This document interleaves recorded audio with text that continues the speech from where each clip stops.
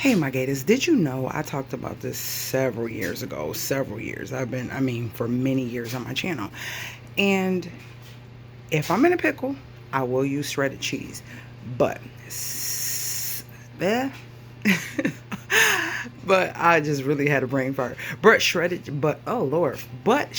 cheese, I'm not editing this, has cellulose on it, which is a agent that helps it not to clunk and to stick together.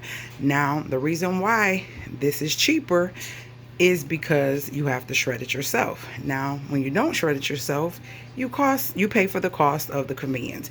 So shredding it yourself is always a great idea. I have some Monterey Jack, some mild cheddar, and some sharp cheddar, just a basic cheddars and cheeses to make a macaroni and cheese with. I normally shred. And just so you know, if you did not know, Monterey is a great melting cheese. It's great for making queso.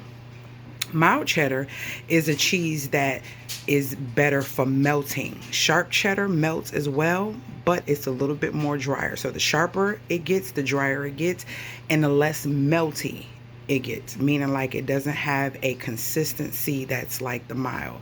So if you were to melt mild cheddar and extra sharp cheddar, you will see the difference in the texture. They do melt, but one is more of a softer melt and one is more of a harder melt. So just know that when making your macaroni and cheese, or anytime you want to melt some cheeses.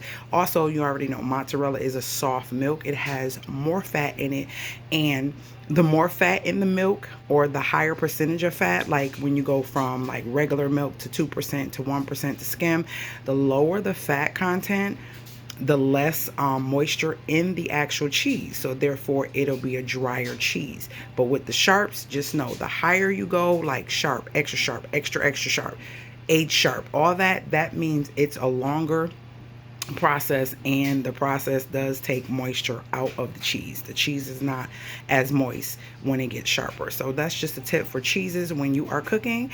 And that's it. Let me shred my cheese, and I will see you guys later, gators, and I will talk to you guys in the comments.